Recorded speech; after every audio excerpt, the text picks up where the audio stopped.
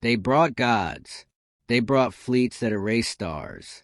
They brought weapons built to end civilizations. And still, in the end, humanity was enough. Intro. The galaxy had seen this story before. A young species rises. An ancient power arrives. The weak are absorbed or erased. Earth was expected to break, quietly. Instead, it surprised everyone. In the end, humanity was enough. The galaxy did not fear humanity. It barely noticed it. The arrival. When the coalition of ascendants entered soul space, they did not deploy weapons immediately. Civilizations that ruled half the galaxy did not rush. They observed. They measured. They predicted. And every projection agreed on one thing. Earth would fall quickly. No ancient megastructures guarded the system. No god machines slept beneath the planet.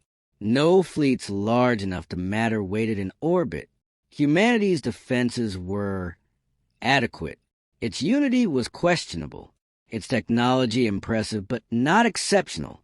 To the coalition, Earth was a statistical footnote. The offer. The message arrived on every human frequency at once. Calm, polite, final. Integration is not punishment. It is survival. They explain the terms with the patience of teachers addressing children. Human governments would dissolve into administrative nodes. Earth's military would be standardized. Human culture would be preserved in archives. Resistance, they assured, was unnecessary. The coalition had ended greater civilizations without malice. The human response. Humanity asked for time. The coalition allowed it, because delay did not change outcomes. On Earth, leaders argued. Generals planned. Scientists calculated. And when all projections were finished, the conclusion was unanimous and horrifying. Humanity could not win. Not in a decisive battle. Not with current technology. Not against an enemy that could replace losses faster than Earth could build ships. Still, surrender was not chosen. No hidden weapon. The coalition waited for the moment every young species reached. The reveal, the ancient artifact, the secret superweapon, the buried god that changed everything. Nothing came. No energy spike. No forbidden signal. No reality-breaking event. Earth remained stubbornly ordinary. That confused them. The first strike. When negotiations expired, the coalition acted, not with annihilation, but demonstration. Orbital platforms disabled shipyards. Defense stations were dismantled with precision.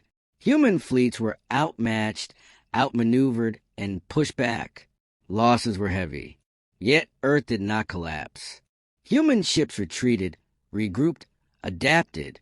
Every battle left scars, but also data, the unexpected trait. The coalition began to notice something. Human tactics changed faster than expected. Mistakes were analyzed, not repeated. Defeats bred innovation, not despair. Where coalition doctrine sought perfection, human strategy embraced improvisation. They lost ground, but they did not lose momentum. The line in the report, a minor analyst noted it first. A single sentence buried in a predictive model update. Human resistance displays abnormal persistence. It was dismissed, at first, because no empire had ever been brought down by persistence alone. Humanity would prove them wrong. In the end, humanity was enough. The coalition expected collapse. Instead, they got resistance. The war that shouldn't have lasted. By every known model, Earth should have fallen within weeks. Coalition fleets controlled the high orbit. Their logistics chain stretched across dozens of systems. Their weapons outclassed humanity's by entire generations. And yet, the war dragged on. Humanity did not defend space the way the coalition expected. It abandoned it. Earth's fleet stopped trying to hold fixed positions. They scattered into smaller task groups, striking supply convoys, disrupting communications, vanishing before retaliation could arrive. No glorious battles. No heroic last stands. Just pressure. Constant. Relentless. Adaptation. Every coalition victory came at a cost they hadn't planned for. Human ships returned redesigned. Human pilots changed tactics mid-battle. Human engineers copied ideas faster than the coalition could restrict them. Coalition doctrine was built on optimization. Perfect strategies refined over millennia. Human doctrine was built on learning through loss. And humans learned fast. The mistake of mercy. The coalition still believed humanity would eventually submit, so they avoided mass civilian casualties. They targeted infrastructure.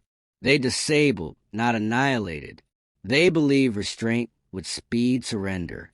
Instead, it unified Earth. Nations that had argued for centuries began sharing data, technology, even command authority. Old rivalries didn't disappear, but survival outranked pride. For the first time in history, humanity fought as a single species, not perfectly, but sincerely. The battle of broken orbits. The turning point came near Jupiter. A coalition resupply armada, vast, heavily protected, moved confidently through the outer system. Humanity shouldn't have been able to touch it, but they did, not with superior firepower. With chaos. Decoy signals flooded sensors. Civilian-modified craft acted as bait. Human strike teams hit logistics hubs instead of warships. The armada survived, but it retreated, and for the first time, a coalition fleet withdrew from human space. The question, across coalition command councils, doubt crept in. Why was this species still fighting? Their projections showed exhaustion, resource strain, mounting casualties, and yet no surrender. An internal report finally asked the forbidden question: what if humanity does not calculate victory the way we do? The answer: humans did not fight to win decisively. They fought to not lose. They didn't need domination. They didn't need conquest. They needed time, and time, slowly, was becoming the coalition's greatest weakness. Because an empire built on certainty struggles when outcomes refuse to arrive. Humanity wasn't stronger. It wasn't smarter. But it was still there, and that was becoming a problem. In the end, humanity was enough. The coalition did not lose the war. It gave up trying to finish it. The moment of clarity.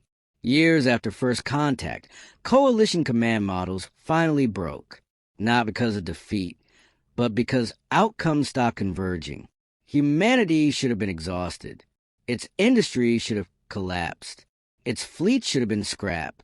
Instead, Earth was still fighting, still adapting, still rebuilding faster than expected, still unpredictable. For a civilization built on probability and perfection, this was intolerable. What the coalition saw. Humanity had no final weapon, no god machine, no ancient relic waiting to awaken. It had something worse. A species that treated failure as data. Every loss fed improvement. Every setback bred creativity. Every sacrifice strengthened resolve. Where the coalition feared inefficiency, humans weaponized it. The coalition convened its highest council, not to escalate, but to withdraw. Not because Earth had won, but because victory had become undefined. An empire that measured success and certainty could not fight a species that accepted endless struggle. The last message. Before leaving Seoul, the coalition transmitted a final record to its archives. Not a warning. A lesson. Avoid Earth. They do not seek triumph. They seek survival, and will endure anything for it. Then the fleets departed. No celebration followed. Humanity didn't chase them. It simply kept going. Epilogue enough. Earth rebuilt. Slowly. Messily. Imperfectly. Humanity returned to disagreement, politics, and debate. But something fundamental had changed. The galaxy now knew a truth it couldn't unlearn. You don't need to be the strongest. You don't need to be the smartest. You just need to refuse to end. Because in the end, humanity was enough.